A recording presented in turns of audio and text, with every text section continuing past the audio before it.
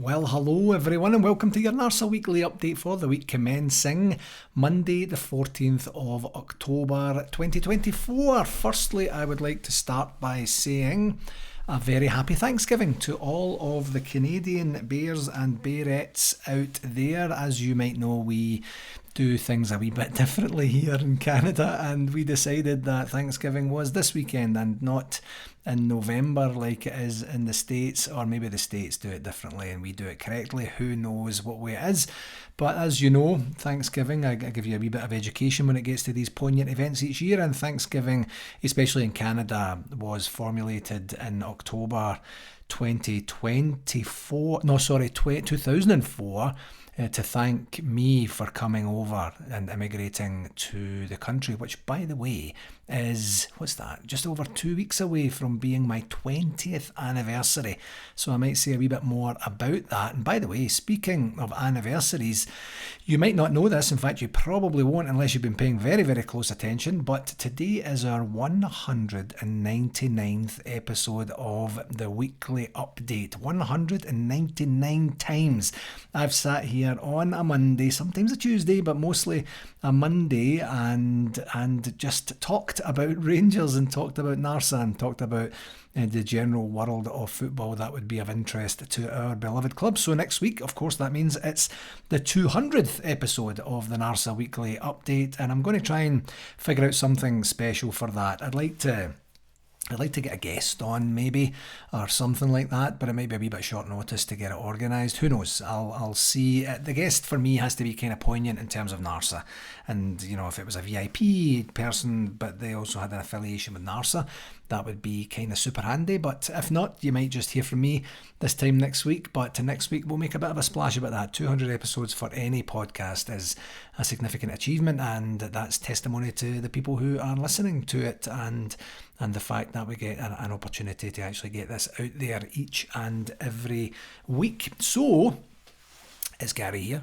I know that I didn't say that, I don't think, at the very beginning there, but you know what, back to football. Thankfully, the international break is almost done, where Steve Clarke continues to lose game after game after game, but keep a very firm grip on his role as Scotland manager. Isn't that unique? And I don't say this as a disparaging remark or comment or commentary about Steve Clarke and his backroom team, but generally any other manager that had the record, or has the record, certainly of late, that he's had one in 15 games is typically for the chopping block, aren't they? You know, I mean, they're typically, you know, there's certainly rumours and rumblings about their ability to be able to continue to do the job. Now, I know just before I started recording here, right now, what time is it? Just after 12 noon on Monday, and I was just reading something on Sky Sports there that I think there's like a dozen players that are out, and when you look at the list of players who are actually out via injury, one, that's a worry at this stage of the season that there's so many players injured, but two, that's a lot of players, and for a team that doesn't have massive depth in terms of quality and experience, that's a big deal. But he's still losing games, you know. So then when he starts to hark back to saying, well, you know what, we've qualified after 20 years in the wilderness, we've qualified for the last two European tournaments, and you know, we got promoted to what's it, Pot A or League A or Group A of the Nations League. We lost every game there, but it's a chance to get to mix with the bigger guys, and he's not losing heavily, to be fair, in every game. But I don't watch Scotland anymore. I think his teams are boring to watch, and I don't like him as a manager. So and I've kind of fell out with Scotland over the years. So yeah, that's an interesting one. But anyway, I mentioned last week, back to Rangers, of course, that we have a bit of a run, certainly two very, very difficult games where we go to both Kilmarnock and Aberdeen between now and the end of this month. And I was just reading earlier today on The Athletic that Aberdeen have won every competitive game that they've played this season, which is the best record of any club in any of the top 50 leagues worldwide. And that's incredible, by by the way. You know what? That's especially after the season they had last season, and I know they finished, what was it, like bottom half and some description of 7th or something.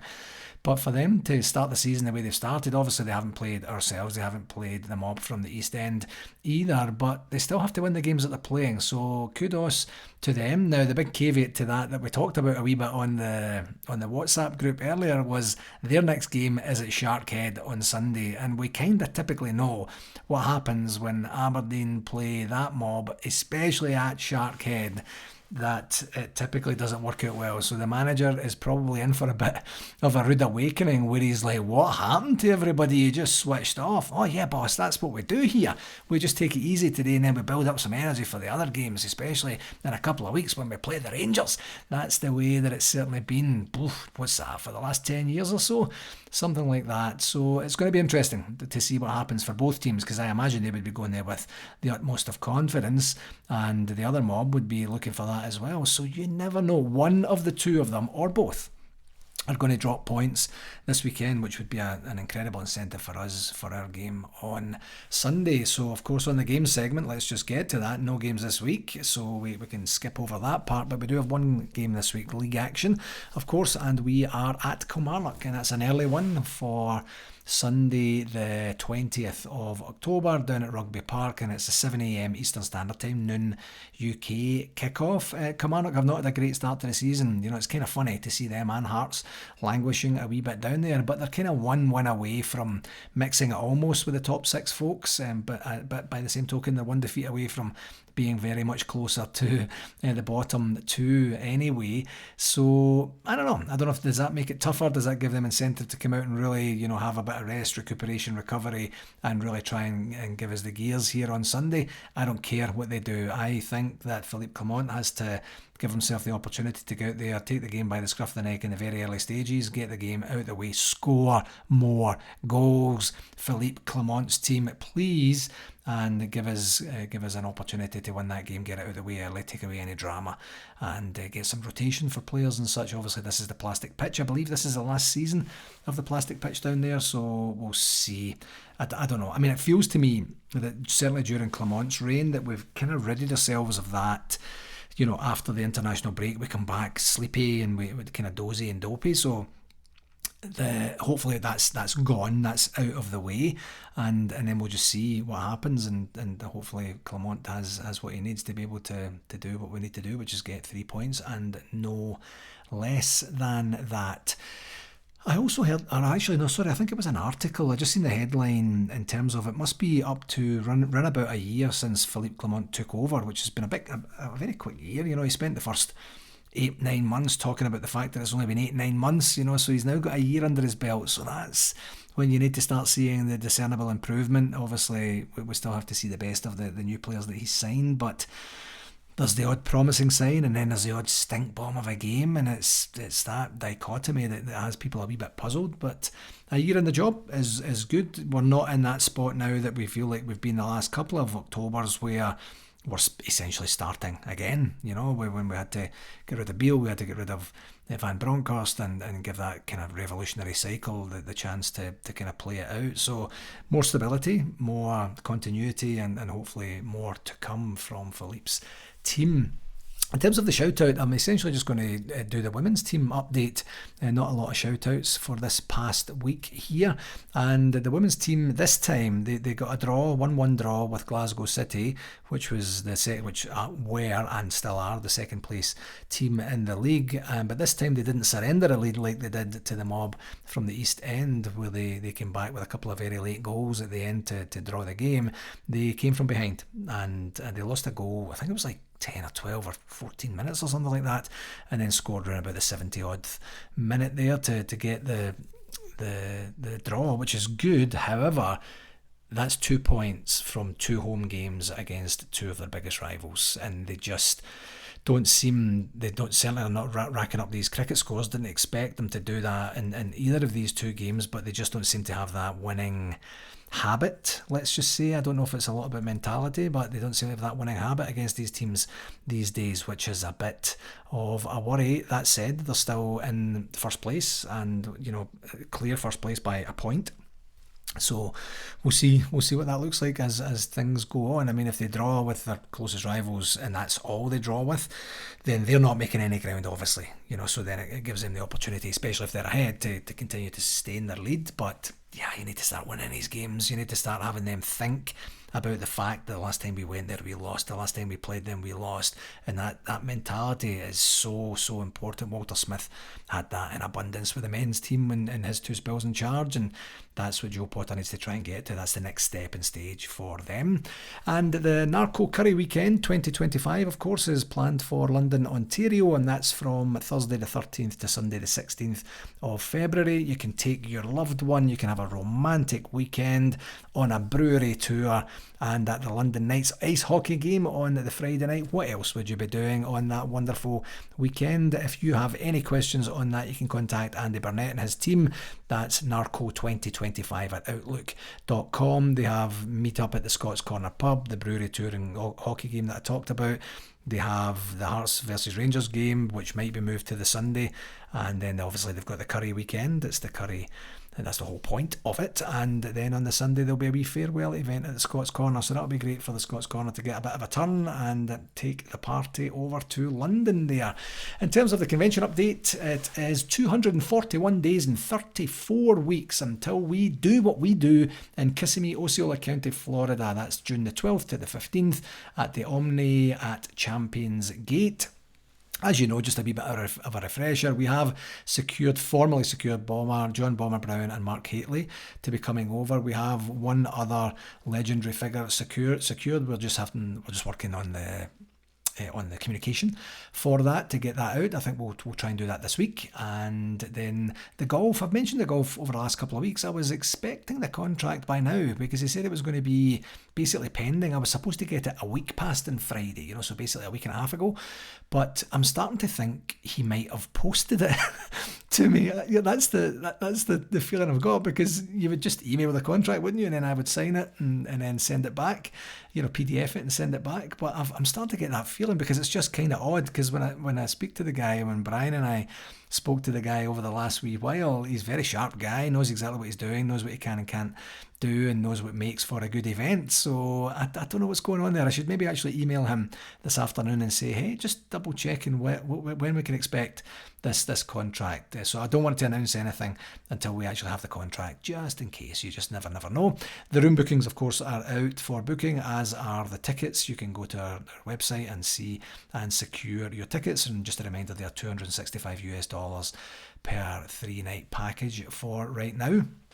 And we did have a meeting with Rangers, with the planning team at Rangers last Wednesday. We do that every second Wednesday, and another great chat with the folks there. And we're going to start upping the visibility and commercial support from the club over the next wee while. So probably by the end of the month, I imagine you'll see more. If you're back home, you'll see more presence from NARSA and NARSA 2025 on the big screens, on Edmiston House, on other outlets. I'll leave it at that, not spoil the surprise. But when we get to that point, if you're back home, you're going to see some very cool stuff there, and hopefully that will be enticing for folks who are kind of sitting on the fence or just waiting to figure out whether they're going to go or not. And hopefully that coincides with an uptick in form and results, and a semi-final smashing of Motherwell, and a cup final to look forward to get people really, really in the mood. And by the way, please don't forget about your NARSA convention stories. I haven't mentioned that for a wee while, but I would absolutely love it. Your experiences with